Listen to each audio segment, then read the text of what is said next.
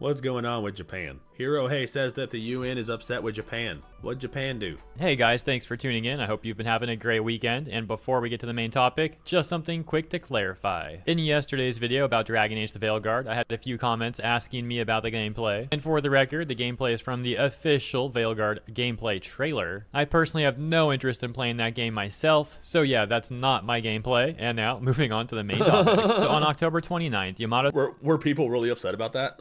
Like, who cares? The gameplay is just there for you to look at so you can listen to whoever's talking. Who cares if it's his actual gameplay? I don't understand. Taro, the Japanese politician famously known as the otaku politician, made a post detailing how the United Nations was coming after Japan for their anime and gaming industries and claiming that those industries were discriminating against women, to which he Wow. So the anime and gaming community in Japan is being attacked by the United Nations because they're offensive to women? Or, like, is this real life? Like, what's going on here, bro? responded essentially saying that the claims were baseless and misrepresenting Japan, and also extremely unfair, even going on to request a retraction. Interestingly enough, for the last number of years, Japan has also been receiving increasing pressure from Western payment processors, and it seems highly unlikely that these two things occurring are coincidental. And so I just saw this post on Kotaku in Action titled New United Nations Report Admits the Anime Industry Could Easily Collapse. It's also important to note... Go fuck yourself, bitch. We will decide if the anime collapses, okay? Not the United fucking Nations.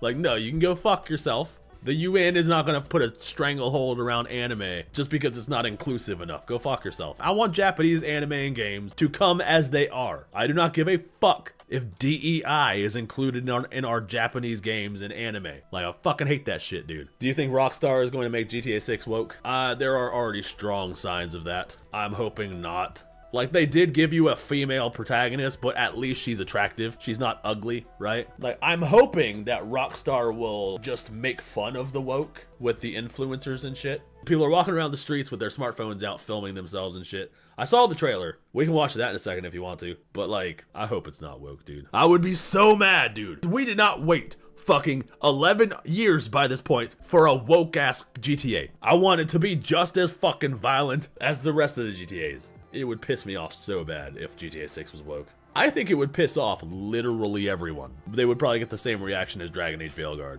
People waited 10 years for Dragon Age Veilguard for it to turn out to be a trans game. Trans agenda the game. If GTA 6 turns out to be that way, yeah, people might riot in the streets. GTA has a pretty strong fan base. Note that the stuff I briefly mentioned earlier is only scratching the surface. The UN has been coming after Japan for their ACG industry for years. Comicbook.com summarized an area of the report which reads, "The working group also expressed concern about the significant difficulties observed in addressing deeply embedded harmful gender and social norms, which was particularly evident in the workplace discrimination and harassment experienced by women, indigenous people, Baraku people, persons with disabilities, migrant workers, and..."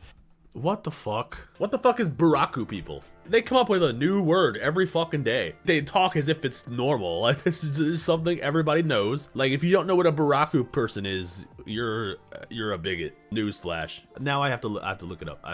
I'm sorry. What is a Baraku person? Is that like Baraka from Mortal Kombat? Is it a person with like spikes coming out of their forearms and they can impale people with them? Barakumin. Baraku people are a social minority group in Japan who face discrimination due to their caste and historical association with work that could be considered impure. What is that word salad? What do these words mean, bro? What the fuck? Stop trying to sound intelligent. Just give me a short, sweet, and to the point definition. I don't understand. Dude, it's literally just a made up group of fucking people. I don't understand. The term Baraku comes from the word Baraku, meaning community or hamlet.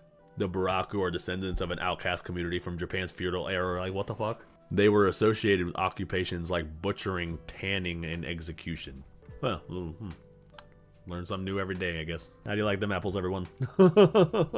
LGBTQI plus persons, among other groups. Government and business initiatives to promote diversity and inclusion and to safeguard the rights of these at-risk groups are crucial moving forward. They then went on to attempt to tie these issues to the anime industry as well, citing, for example, the extremely low pay that many animators face, but also making a vague statement about not receiving the necessary protections. Regarding the pay at least, unfortunately many animators do indeed face extremely low pay and very strenuous work hours. They went on to also talk about issues in the idol industry, which certainly does also seem like fair criticism. However, it's all...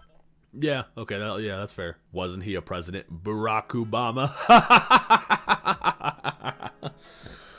Oh my god, that's gold. That is top tier comedy. Conflate these issues with the aforementioned ones that can easily be seen as a push for DEI and ESG policies which are currently failing more and more in the West. And there are certainly better solutions to the issues affecting the anime and idol industries, rather than adopting failing DEI ESG policies, and it comes. Yeah, DEI is not what will save them in Japanese. Like, yeah, they have things that we should criticize them for that are totally acceptable. I understand, but the way to fix it is not DEI and ESG. Like, no, that will not fix it. That will make it worse. Furthermore, while Japan is a member of the UN, this attempt at policing them seems extremely bizarre because there are easily over a dozen other countries in the UN that treat the aforementioned minority groups infinitely worse than how they're treated in Japan, in which the UN has been critiqued by many for being essentially useless, as those people would say, in their attempts to improve human rights in those countries.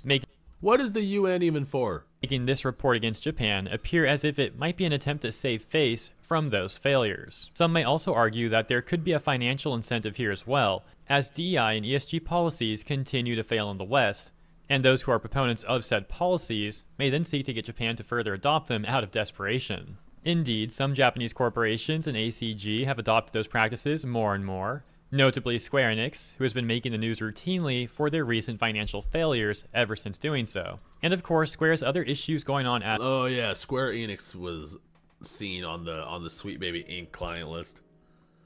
So yeah, they're running into a whole bunch of complications as well. However, their delving into DISG is certainly on the list of issues. And that's it for the summary of this news. As always, thank you so much for tuning in. If you enjoyed my coverage, please consider liking and or subscribing. That's wild, dude. Like, where does the UN fucking get off on that shit, dude? Like, I don't understand.